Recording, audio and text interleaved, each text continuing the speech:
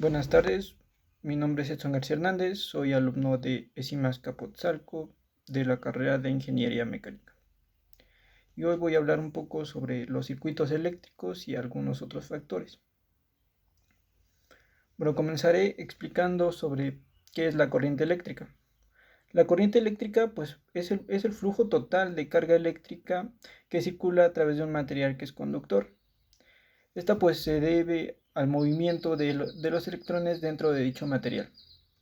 Bueno, existen dos tipos principales de corriente eléctrica, la corriente alterna y la corriente directa o continua. Bueno, la corriente alterna es la forma de electricidad en la cual llega a nuestros hogares, la que se encuentra en las tomas de corriente y pues es donde conectamos los refrigeradores, los microondas, las estufas, las televisiones. Y bueno, se caracteriza porque su sentido cambia alternativamente con el tiempo. Esto pues debido a que el generador o el alternador que las produce invierte periódicamente sus dos polos, convirtiendo el positivo en negativo y el negativo en positivo. Y bueno, la siguiente es la corriente directa, que también se le conoce como corriente continua, en donde los electrones pues se mueven en un solo sentido, generando una corriente que es constante con el tiempo.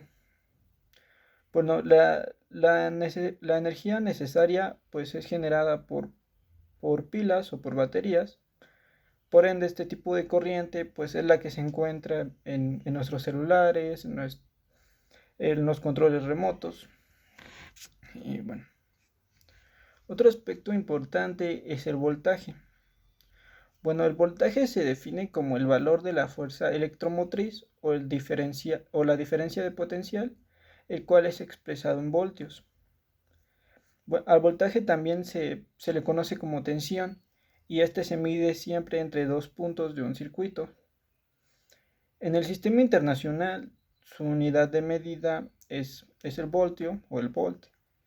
Y bueno, de acuerdo a la ley de Ohm, para calcularlo se usa la fórmula, la cual es voltaje es igual a intensidad por resistencia. Ahora, la intensidad de corriente eléctrica, pues es la cantidad de carga eléctrica que atraviesa la sección de un conductor por unidad de tiempo. En el sistema internacional, su unidad de medida es el amperio y se tiene la fórmula, la cual es intensidad es igual a Q sobre T, donde Q es la carga que atraviesa el conductor, la cual su unidad de medida en el sistema internacional es el columbio, y T es el tiempo y pues su unidad de medida es el segundo. Y bueno, por la ley de Ohm también se tiene la fórmula que es intensidad es igual a voltaje sobre resistencia. Ahora bien, la resistencia eléctrica depende de de las características del material, de su resistividad, de su longitud y de la sección del conductor. Y bueno, estos parámetros pues se relacionan en la fórmula que resistencia es igual a ρ, que es una letra griega, por L sobre S, donde ρ es la resistividad del material con unidades en el sistema internacional de ohm por metro, L es la longitud, que su unidad es el metro, y S es la sección del conductor, cuya unidad es el metro cuadrado. Y bueno, por la ley de Ohm también se tiene la fórmula que es resistencia es igual a voltaje sobre intensidad. Bueno, ahora, un circuito en serie es aquel que dispone de dos o más operadores conectados seguidos, es decir, en el mismo cable o en el mismo conductor. Y bueno, en este tipo de circuitos, para que la corriente eléctrica pueda pasar de un punto a otro, se ve la necesidad de atravesar todos los operadores, ya que en los circuitos serie la corriente pues solo tiene un camino por recorrer.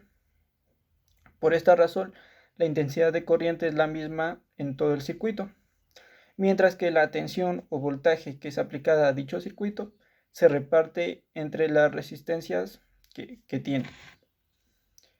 Y bueno, en un circuito en paralelo, un circuito en paralelo es aquel que dispone, perdón, de dos o más operadores conectados en distintos cables. Bueno, en ellos, para que la corriente pueda pasar de un punto a otro, dispone de varios caminos alternativos, por lo que ésta pues solo atravesará los operadores que se encuentren en su paso. En un circuito en paralelo, la corriente que es suministrada a él es la suma de las intensidades que consumen las resistencias, mientras que el voltaje o la tensión que es aplicado al circuito es la misma en cada parte de él. Bueno, eso sería todo. Gracias.